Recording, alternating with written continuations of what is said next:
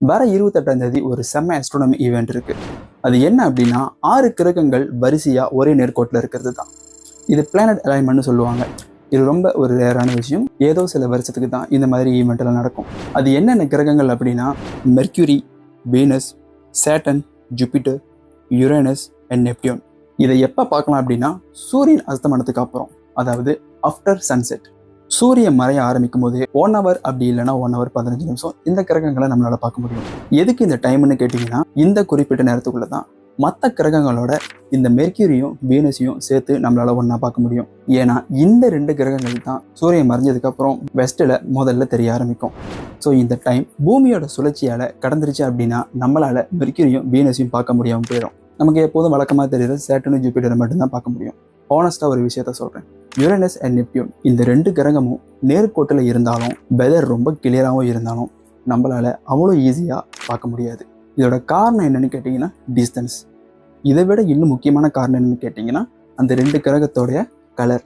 ரெண்டுமே ஒரு மாதிரியான ப்ளூ கலர். ஒன்று டார்க் டிம்மான ஒரு ப்ளூ கலர், இன்னொரு லைட் டிம்மான ஒரு ப்ளூ கலர். சூரியனோட வெளிச்சம் அந்த 2 கிரகத்து மேலே பட்டு ரிஃப்ளெக்ஷன் பண்ணுறதுக்கு கொஞ்சம் கஷ்டமாக இருக்கும். மற்ற பிளானட் பார்த்திங்க அப்படின்னா வெள்ளை கலராக இருக்கும், எல்லோ கலராக இருக்கும்.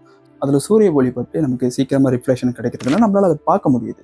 பட் இது 2 கிரகத்தை மட்டும் அது கலர் காரணத்தினால நம்மளால் அதை சரியாக பார்க்க முடியாது. சூரிய ஒளி பட்டு ரிஃப்ளெக்ட் பண்ணாலும் அதை நம்மளால் பார்க்க முடியாது. மற்ற கிரகங்களை ரொம்ப ஈஸியாக பார்க்கலாம். மற்ற கிரகங்கள்லாம் பார்க்குறதுக்கு இப்படி தான் தெரியும்.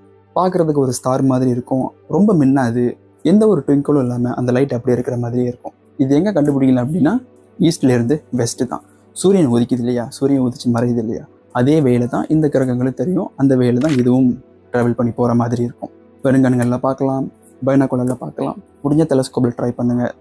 அது மட்டும் இல்லாமல் நிறைய ஆப் இருக்குது. ப்ளே ஸ்டோரில் போய்ட்டு ஸ்டார் கேசிங் தட்டுங்க, நிறைய ஆப்ஸ் இருக்குது. ஸோ அதை வச்சு நீங்கள் ரொம்ப ஈஸியாக கண்டுபிடிக்க முடியும். நானும் இதுக்கு முன்னாடி நிறைய வீடியோலாம் சொல்லியிருக்கேன், யூடியூப்லேயும் வீடியோ அப்லோட் பண்ணியிருக்கேன். அதை பாருங்கள், இன்னும் ஈஸியாக புரியும். இந்த ஈவெண்ட்டை 28ஆம் தேதி மட்டும்தான் பார்க்க முடியுமான்னு கேட்டிங்கன்னா கண்டிப்பாக கிடையாது. 28ஆம் தேதி முன்னுக்கும் பார்க்கலாம், 28ஆம் தேதி முடிஞ்சதுக்கப்புறம் நம்ம பார்க்கலாம். அது ஏன் 28 கணக்காக சொல்கிறாங்க அப்படின்னா ஒரு டைமிங்க்கு அது கணக்காக இருக்குது. அதாவது கொஞ்சம் ரொம்ப நேரமாவது நம்ம மெர்க்யூரி வீனஸை பார்க்குற மாதிரியான ஒரு டைம் இருக்குது. ஸோ அதனால தான் அந்த 28 சூஸ் பண்ணியிருக்காங்க. நம்ம எல்லாரும் ட்ரை பண்ணி பார்க்கலாம். என்ன மலேசியாவில் தான் வெதர் கொஞ்சம் அப்படி இப்படி இருக்குது, பார்ப்போம்.